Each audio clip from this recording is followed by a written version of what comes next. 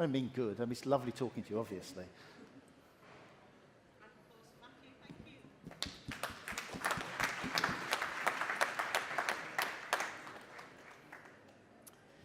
Thanks. Would you like to take a seat, Matthew? We've got a panel now, which is going to lead on from what Matthew's just been talking about. And I think we've got a wonderful set of people to be discussing what the future holds, really. So we've got Matthew, obviously. We've got Aaron Torrens, who is from IBM Watson. We've got Maureen Baker from the standards body, the EPRSB. We have Dr. Charles Alessi as well, and we also have Nick Hart, who is from Cambio. So thank you very much. Now, I'm just going to give a brief view of where I think the focus should be, just to start us off. So obviously, I am Director of Digital for GDE, looking after two vanguards involved in Greater Manchester, and also CEO of the Academy. So these are my views, but I would very much like to share them on the back of what Matthew has talked to us about. So Matthew talked very much about our rostering systems, our PASs, and the efficiency. I think you have to have a balance of where the effort is put between productivity and efficiency and clinical gains. And certainly a big theme and a big emerging theme for me at the moment is the productivity of the PAS, the postmodern PAS, and making it compliant with links to ERP and all of the things that we need to do to automate our back office. And for me, that is something I think we'll be talking about increasingly, that those systems that we once regarded as being in the back office are now coming to the fore. Again, as we've seen in other industries, what was once the mainframe has become something that has now been reinvented as part of productivity process. Joining it together, I think somebody gave me a statistic this week, around 83% of the population is under one of these local integrated care record bids. This is something that is really exciting for us because, again, joining that information together and having it digital has got use cases that we cannot even conceive at this point in time. It is building an infrastructure for the future, and I have much hope for the regions that will actually be taking that forward. Consumerization of health, certainly our GDE, has led us to focus on the patient and the population, who are indeed well at this point, but could potentially be patients, as being consumers. And again, what can we learn from other industries? So certainly our GDE has led us to work with banks like Barclays on how they actually use the Digital Eagles program to build confidence in the citizen in using banking and online services. And so I think an emerging theme will be about learning from other industries for the coming years. Skills for the new world, also a huge focus. So it's about our workforce and them being digital. So we see obviously the eNurse program, but we need to further strengthen that across the whole set of clinical staff that we have. We have the Academy, obviously, of which I am CEO, and that is just part of a much bigger program to create the right digital skills that we need. And then there's the digital skills for the citizen. So we're all on a journey of using digital to enable us to be more productive, healthier, and indeed to actually make sure that we understand what our populations need.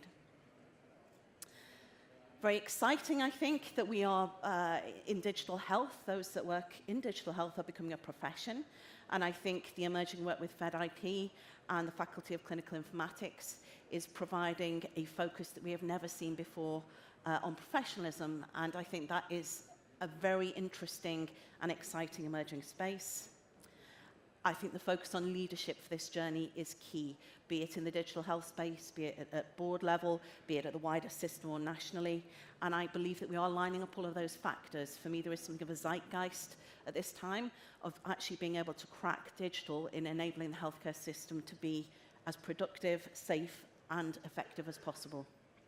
So I would really welcome some discussion around these topics. And I'd actually like to ask Maureen, first of all, because I know you've been involved in the Faculty of Clinical Informatics. I'd like to take your view on where you think we're going as a set of professions or as a profession.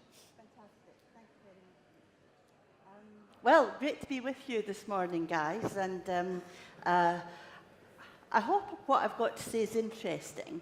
but if not, at least I brought some colour to the panel. So that's a start. So Matthew told us this morning that data and technology are key to solving the challenges we face. Challenges around patient safety, quality improvement, reducing variation, care closer to home, all those things we understand.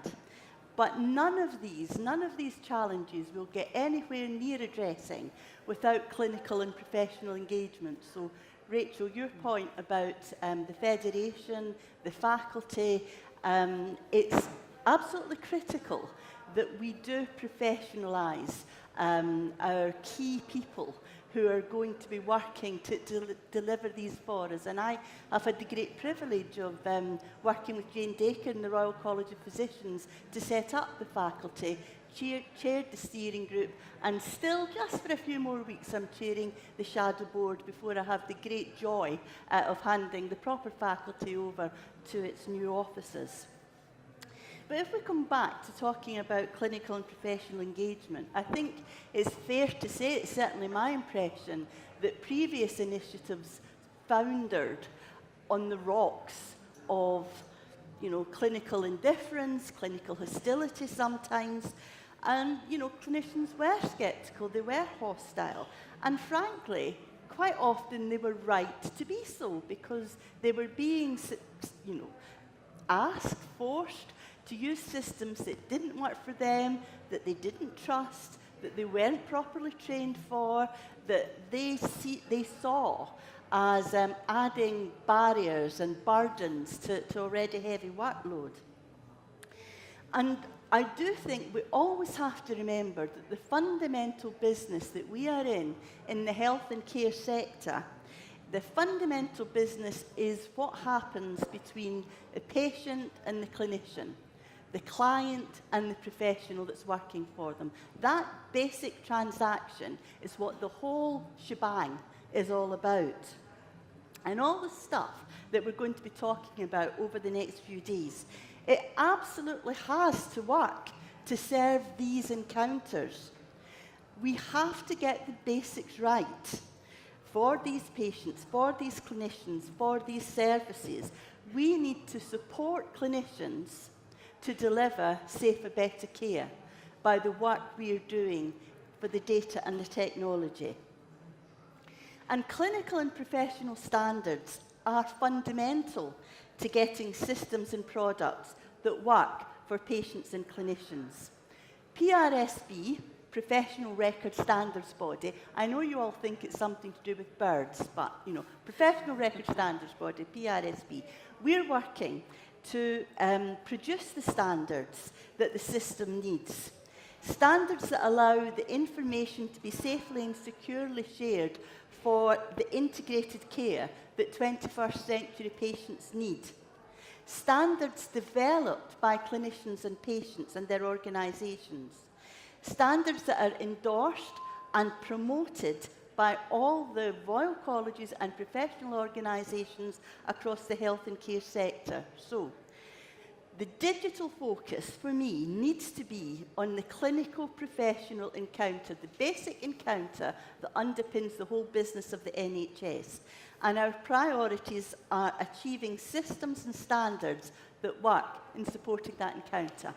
Thanks. Fantastic. Charles, I'm going to come to you next. So obviously taking it up, you work across both Public Health England and HIMSS. What's your view? Because obviously you've got a different lens on the world. Well, I certainly do have a different lens on the world, but I think I just have to start with your intervention today. And for those who missed it, as I walked on the stage, I patted him on the back and I said, "You've made an old man very happy today, because I think you've done something I haven't seen before. You laid out what's the matter with our system. My purview is global. I'm Chief Clinical Officer for HIMSS internationally. But I'm English. I come from here. So, of course, I am part of our National Health Service. I think you've laid out where the issues are, and you've also laid out how we can, together, actually fix the bits that aren't working very well. And I would suggest to all of us on this stage, and actually I'm going to put it wider, all of us in this room, Yeah. that this is all our responsibilities. It's not his, not mine. I'm going to be with you all the way. Thank you. And as you know, and so are you. You may not Yes. know yet, but you are. Because I think this is really quite important. This is a seminal moment for us. Yes, I agree. This is the time, I think, where the mood music has changed enough for what Maureen has talked about, all the attempts that ended in shipwreck. I don't think this is going to end in shipwreck because I don't think we have a choice. We have to do this. And I think if we do this as effectively as we can, engaging people, because this is about hearts and minds as well as technology, as we all know, I think we've got a damn good chance of getting there. Fantastic. Thank you. I agree with you absolutely, Charles. And I think part of the new world is about partnership as well between those people, you know, in industry and the NHS, and a new way of partnering. So Aaron, I'd really like your view on how IBM feels it can help the health service actually become viable. What does Watson have to offer? Thank you very much, Rachel, and thank you, Hims. From an IBM perspective, you know, we've made a significant change in direction recently, and look to focus on a significant healthcare portfolio of offerings. You know, we see the same priorities that everyone in this room sees, that Matthew so eloquently put forward earlier around the need to get greater value from data, the need to share information, the need to adapt to new and changing economies in terms of personal interaction, personalized care. You know, what we're doing in terms of bringing Watson Health to market is that we're trying to put ourselves where the ball is going to land, rather than where we see it at the moment. But we're also pragmatic enough in our approach to know that, you know, standing out there waiting for everything to catch up isn't going to do the job. So, you know, what we can bring in the short to medium term is that kind of strategic advisory, benchmarking, and helping to plan the journey, but also to intersect that journey with the value touch points from where our solutions can really drive differentiation.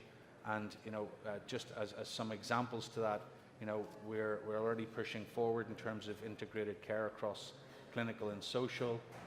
You know, we're leading the field in terms of AI-assisted, you know, diagnostic support. You know, and we, you know, our platforms in terms of Watson Platform for Health, at a cloud, secure cloud and analytics platform, is really designed to enable easy consumption of this vast amount of data that we're seeing at the moment without the reinvention at a unit by unit or region by region level to get value from it. Fantastic, which I think leads on very nicely actually to Nick. Now, I've long been a fan of Cambio for their approach to open data, which allows platforms, you know, like Watson or others to actually work on top, where apples mean apples in your world, between different deployments. So I'd be really keen to know what your ethos is around partnering with healthcare and how you think you can make that difference in the NHS. Right, okay, so I'll just take up the next 35 That's minutes fine. of our... So let me first of all, for people who don't know, Cambio, we provide 50% of the systems that people use to deliver healthcare in Sweden. And that's done on a regional basis, and in a regional basis we will provide from general practice through community mental health into the ambulance, into secondary care, tertiary care, the whole lot, and now into social services. So it's a unified system that we're providing. And we've done so for about 20 years or so. So that's the background to what we, Very interesting what we do. It is an EPR. You would think, looking at it, gosh, that sounds like the end point. It absolutely is not. It's the beginning. It is the basic foundation that Matthew talked about before. Until, you know, we're all playing celestial scissors rather than banging rocks together, you don't really have a system which is worth communicating across, or that has the things to communicate. So we've created the foundation over about 20 years, as I say, in a number of regions in Sweden.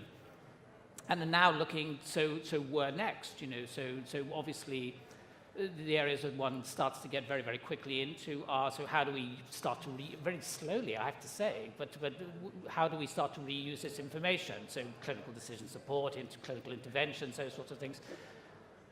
as we started to look at that, we became aware that there were limitations within our own data structures that didn't allow us to incorporate information and expertise from outside. So we've started to rewrite everything along open air foundations, which is essentially a universal language which will allow us to engage, to create this ecosystem that people talk about, whereby the information generated by the people who are working, by the patients are very, very much involved, 95% of patients have access to the records, where the information generated can now start to be used in different ways. People talk about liberating the data. You can only do that once you have secure infrastructure and you have the basic foundations. But so we're now approaching what I think of as the interesting point, where we can start to really look at what we do. And this comes to another thing. A book I read recently is Why Nations Fail, written by a couple of Harvard economists, I think.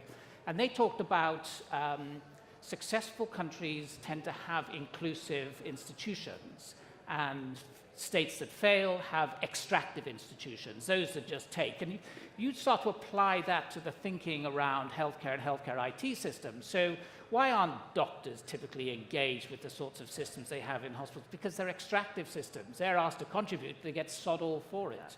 Yeah. When I would encourage people to look at their partners, the partners who are actually delivering healthcare, are these the sort of people that you are genuinely working in concert with to deliver an end game, or are they basically an extractive organization that are leveraging a set of skills that you don't have in order to extract from you perhaps more than they deserve? There are a number of other ways, the ways in which we implement systems. Those tend to be top-down, centralized, another feature of failing states. I think there's a number of lessons to be learned from looking at things which have got absolutely nothing to do with health, nothing to do with IT, but talk very, very much about human engagement and involvement and how one delivers success. That's interesting, the give and the get of input for clinicians from systems. And I think I'd like to ask Matthew, really, these local healthcare integrated records, for me, a great hope is that what gets put in across the system will be useful to clinicians across the system. I just wondered if you could tell us a bit more around how the actual program came about, because it was something that certain regions have been wanting to do for a long time, but this has certainly spurred them on. We've, when we designed the program as it currently exists, I think we took some learning from the US, both what had worked and what hadn't worked, from the Meaningful Use program. And the piece that Meaningful Use probably missed in the US was interoperability, integration. The system, it was built very much around the concept of institutions, and they've made spectacular progress about digitizing big hospitals, but they've made a lot less progress about digitizing cities and communities. So we wanted to get that in at the beginning, and it fitted very much with the direction of travel that we were bringing into place with the Sustainability and Transformation Partnerships. At the same time, the two strategies were being evolved, and the need to say data doesn't belong to institutions and it doesn't belong to vendors, it belongs to the NHS and to the patient. And that is a different way of viewing the ownership of data. I'm also, there was a bit of, well, until we've digitized all the providers, there's nothing to share. I kind of have a different view on it, which is, if you start sharing, you create a system-wide enthusiasm about digitizing the rest of the system. At the point at which GPs can see everything that is in a local health and care record, they start to care about whether anyone has digitized the community trust or not, because it's a black hole in the data that they can see. Whereas at the moment, people are focused on digitize my clinic or my hospital, rather than what can we see for the patient who's in front of me. And I'm hoping that as we do the local health and care records, we will change the dynamic so that STPs and ICSs start to say, what is our digital strategy for our people, rather than what is my digital strategy for my institution. Fantastic. So the local pressure within an economy to digitize between organizations, and that makes absolute sense. On that point, I talked to an ICS lead the other day, actually, and I was overwhelmed at the ridiculous complexity of the environment in which she was trying to operate.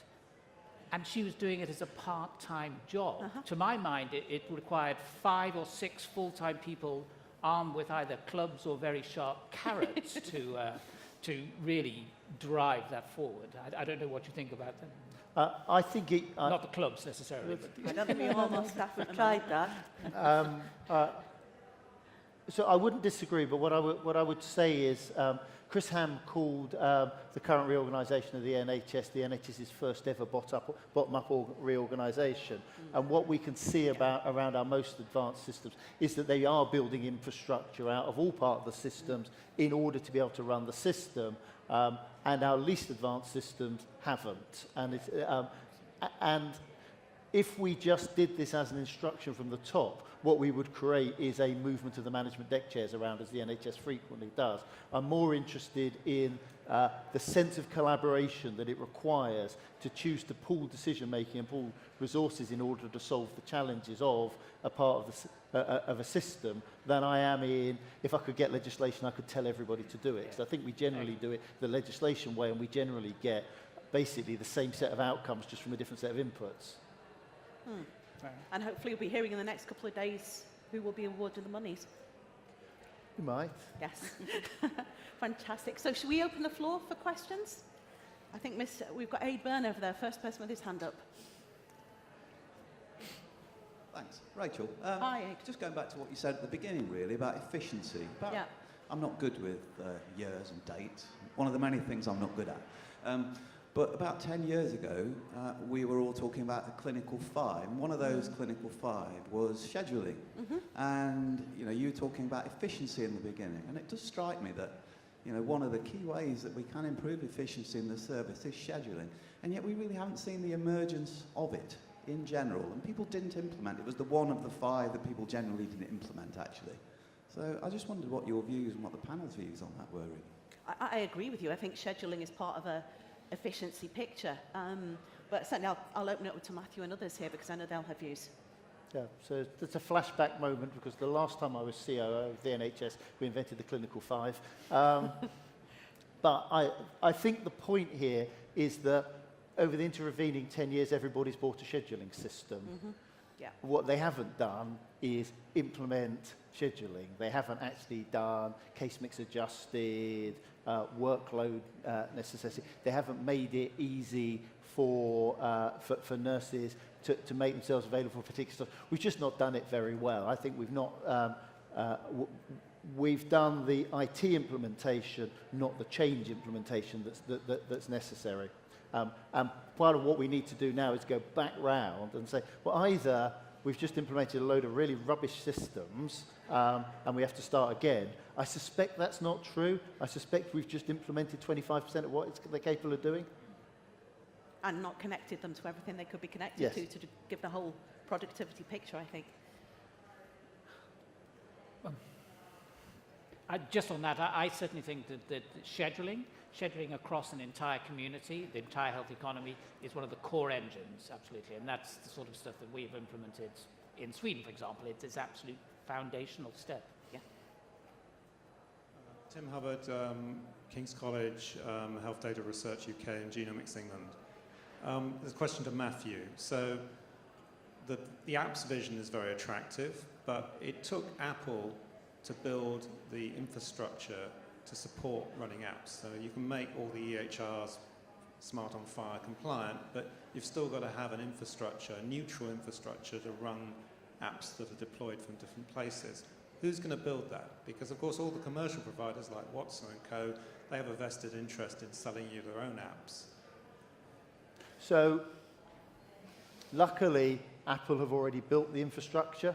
So in terms of where do you get an app from, we're not going to invent a new operating system that's not that's not Android or iOS. The issue is about the data. And so what our intention to do is to take one of the views onto the local health and care record will be a personal health record and something which the consumer can choose to give access to. So the deployment of the app will come off an app store or off a Galaxy store, but the interoperability, the standards will be there. We're working with the likes of Apple to link HealthKit into our standards. You'll see that Apple have just adopted FHIR Yes. as their interoperability standard. So there's a convergence going on there, and I think the issue here is around the opportunity to innovate, and the real challenge here is to not get people locked into an app that's connected to a hospital and another app that's connected to a GP, and another, but actually an app that is connected to a system that's got a longitudinal view of your record and your plan. Because I didn't quite just mean the apps on your phone. I meant the decision support apps which are deployed inside the health system that feed between, data held about the record and feed into GP systems. Where do those apps get deployed? So I think there's two answers to that. One is, if it is an app which is, for instance, Boston Children's creating an app to give a better view on child growth developments, they've built that. They built it as a FHIR standard, and you can plug it into pretty well any of the major EHRs now, because it does that thing better than they were doing. I think the ability to deploy algorithms, which may not have an app at all, they may just run into the workflow, I would see running at two levels. There's some which appropriately run inside an electronic health record, and there's some that run appropriately at the local health and care record level, and part of the strategy there will be to have a set of standards for the publication of algorithms, or for something like Watson to be able to interoperate with that normalized aggregated record. There's a segue here, which I think it's important. It's too good an opportunity to miss around research. You mentioned the research community, because we have a similar story that is present within the research community as the story within the National Health Service. We have research databases, really valuable longitudinal databases, which are thought of as fiefdoms of the people who own them, which are shared very rarely, which are shared under rules which are very obscure, and I think liberating that will assist us immensely. It will assist us in terms of the project you're particularly involved with, and I think it will really make what the NHS is trying to do very much better. We mustn't forget the research community, because they're in deep trouble at the moment because of all of this. Rachel, if I may come back to that, just on two fronts. I would argue the initial premise specific to the Watson piece. In terms of Watson Platform for Health, our intention is to offer a secure repository, a data lake, if you will, that has a series of APIs exposed for the building of the apps in line with whatever use case you choose, based on what you think you're going to get value from the data set. And secondly, to the point Matthew made,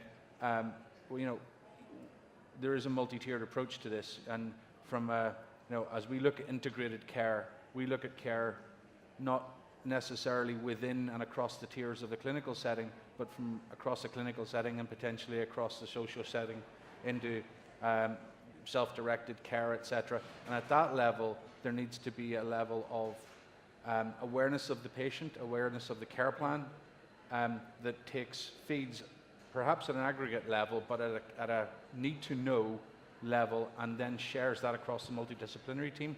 And that's one of the things that we're pushing in terms of integrated care.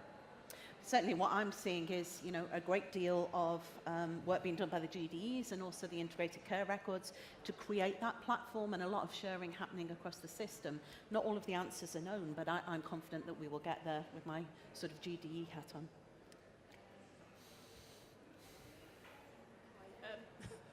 Just want to ask a question that probably touches on Matthew's last presentation, but actually builds on everything that everyone's said. You talk a lot around the infrastructure and having the right infrastructure and the technologies and having the pieces together. But what I didn't quite hear, although I did hear a little bit from Maureen, was actually talking about the experience and having an architecture and a strategy for experience. Because one of the things, certainly learning from other industries, and you talk about the media, we've talked about Apple, we've talked around some of the other industries, is that a lot of as we talk about digitalization, it's all about the user experience and the patient as a consumer. And the thing that most industries are finding now is that experience is actually the key feature, and obviously technology and having the right infrastructure helps create that experience, but you need to have a program in place that recognizes experience as a first-class citizen and actually implementing. So I'd like to understand how, Matthew, whether that's actually in your strategy and what others are doing about it. Yes, so I think let's just separate out the professional's experience from the consumer experience, because we have slightly different strategies for the two things. So the consumer experience is to say that our initial move will be to create a consumer app, a consumer experience, either an app or an online experience, which brings data together. But we're using that in part to start and in part to build out a set of APIs that other people can build around. My guess is that in 5 years' time, we may not be in the business of specifying consumer apps at all. That may just not be an appropriate world for governments to be in, because the personalization of that, and where you see this has worked very well, it's highly personalized, highly micro-targeted to... I met a guy who built a business in California creating an app for skateboarders with ankle injuries.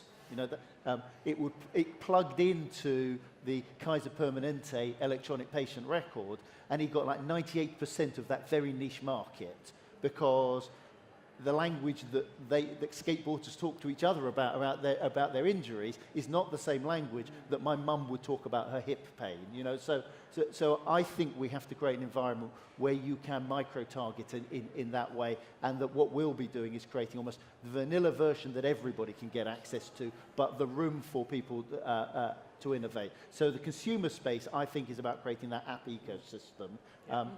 From the professional experience point of view, I think there is a way to go. What's the big electronic patient records, what's generally been discovered around the world is that the advantage of integration is outweighing the disadvantage of you kind of get something that's suitable for everybody. What the FHIR option does is to allow you to start to unplug bits of that. So unplug your cardiology outpatient app and plug a different one in. Unplug your theatre app and plug a different one in. Now, FHIR's got a little way to go in getting to those standards. We look 5 years down the road, I'm pretty sure that most of the electronic patient records, what you'll find is a core underlying architecture, but the user experience will be designed around venues of care and particular clinical models. So I've got a slightly different perspective, I think. For me, the tech guys and the clinical professional guys are still like that. They're still like that. If you use another analogy, take education. So most nurses, nurse management structures, doctors, doctor hierarchies, physios, etc., they are physios, nurses, doctors, and they're educators in the same person. So they understand about education, they understand how that's important to their discipline, to their service, they teach, they're part of it. It isn't, I'm a nurse, and there are these nurse educators, and they have nothing to do with me, and we don't speak the same language. And by the way, the real, the people who design exams and curricula, I mean, they're just in another planet for me. It's not like that with education in health and care, but it is like that with tech and data and all this sort of stuff we're talking about. So I think we need to bring, we need to be much more like education, informatics, and how it is, how we own it, how we work in it, how we feel about it. So there was a question earlier about scheduling. So I'm a GP, I don't work in hospitals, I know nothing about scheduling, I had nothing to contribute. But when I was listening to the question, I thought, well, did they involve the nurses? Did they involve the porters, the HCPs? Were they part of the design? Did they try to test it out? Did they give suggestions as to how you'd get the best use out of this system? But nobody mentioned that. So I would just like to say, I'm sure there are strategies and all sorts of things to get us there, but we need to be really thinking, how do we, as part of this professionalisation, how do we bring informatics and the potential and the benefits we get from the tech to be core business, every nurse, every doctor, every physio, every healthcare assistant.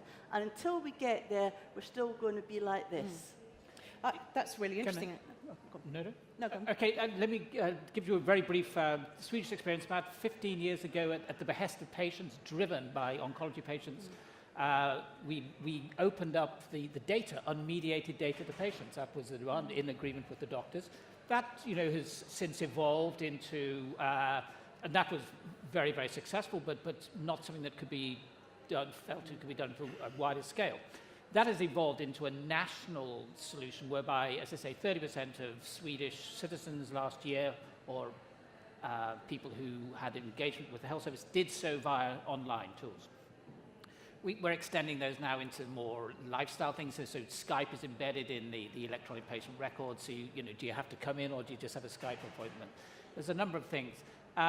What we've found now, though, is that it was a national solution for patient access was created, and that rather closed down innovation, and the patients started to get slightly frustrated. So we're now, through APIs, through open air access, we're now creating a platform on which other people can build secure applications for patients, and that will, my view, that is absolutely the way to go. I think somebody, Hal earlier, referred to the outside in. Yes. The challenge for our CIOs is going to be managing and enabling that stuff rather than controlling and owning it, I think. And that's really, really the way to go. I think it's the only way to go. And just come back to what Maureen said, actually, about clinicians being a lot closer. I think the GDEs have been very successful. And certainly, if we look at Cambridge Wirral, others, who are doing work, we've been working with CLAS on the Arch Collaborative, and we, for usability with our clinicians, we are now in the top 5% when compared to big US sites. The reason being is we've co-created with the clinicians from day one as part of GDE. And I'm seeing some great work out of, the other GDEs as well. So I think as we blueprint that behavior and that methodology, I think we've got a way forward. But that dual sort of way forward of usability for the clinicians, so we get the right data and the right interaction, and then an ecosystem for, the citizens, I think is where we're aiming. But at least we can see where we're going now, which we couldn't do in the past. A couple more questions. Hi, good morning. Just sort of the question from earlier about the perverse reimbursement behaviour where trying to get patients closer to home, and in terms of articulating the new technology coming through, whereas actually it's 6 times more preferential for a patient to walk through the front door than actually keep that patient in the home. And arguably with the technology with all these companies here today that actually we can do, and just mentioned that Skype call and the availability of information to hand is actually the patient doesn't need to come back into hospital yet. Until we change that, there's probably a 10-year delay to achieve what some of the things we're talking about. I'd say that across the country, in the last 12 months, we've gone to the point where I think there are probably almost no health systems who are running a pure payment by results system now. Agreed. And we've got large parts of the country that barely use payment by results at all. I think that is that's disappearing into the sand as fast as we can come up with new models of funding. You still have to pay for care to be delivered somehow, So being part of an ICO and setting another 3 up at the moment, or ACOs, we really are seeing very different models, and it is, showing very different behaviours, pathways that really do include social care and are pushing people towards more community-based. So I'm really hopeful that as we move towards those, and the vanguards again have got those learning for us, then we can actually move away from PBR and those, as you say, perverse behaviours that have traditionally happened. But I think now it's perfectly valid to sit down with the commissioner and renegotiate something locally. That was something that was less palatable in years gone by, but certainly now I see that being a commonplace way forward. Telehealth being an example. One last question. Hi, my name is Nancy. I'm a doctor. Thank you, Maureen, for pointing out getting doctors and clinicians involved in these transformation, and I completely agree. My question, because I'm not very educated in IT, my question is with regard to data. So I see IBM Watson, things like Google, DeepMind. They said they've taken lots of patients' I don't know about Watson itself at all, but DeepMind, for example, has taken patients' data, and however they use it, I don't know. But I feel my question is, number one, who do you think owes the data? Personally, I think the data is owed by the patient and owed by the NHS/the government. And second of all, if private companies harvest these data and use it for commercial use, how are we going to empower patients? So my suspicion is we need to educate the patient about sharing, and we need to educate them about using their data wisely and sharing their data wisely, and also tell clinicians to tell patients about all these things. So those are my suspicions, but please, I would love to hear more. Thank you. Charles? Thank you for that. Thank you for that. I mean, the law states the data at the moment is owned by the Secretary of State, actually. But Yes, a lot of data. Clearly, people need to take far more responsibility for their own data. You're absolutely correct. And also, I think we are going through a significant change here. And that change is also associated with part of the interoperability initiatives in the NHS, whereby people will gain more access to their personal data. It actually shouldn't be too difficult to actually ensure that people get access to their data, because as it belongs to the Secretary of State, it shouldn't be too difficult for that to happen. I think what you're touching on is the place where most jurisdictions are all over the world worried about how data is being used. I think we're all learning, and it's really odd, and this is a generational thing perhaps. Older people tend to be more concerned about the use of their data than younger people.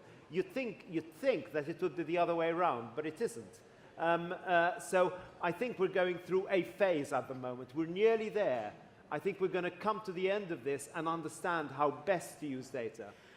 The magic story here is transparency. Yes, once you get absolutely. transparency, the rest will follow. Yeah. Just to be awkward, and I don't know whether this is true or not, you can tell me, but I disagree with Charles. I do not think the data is owned by the Secretary of State.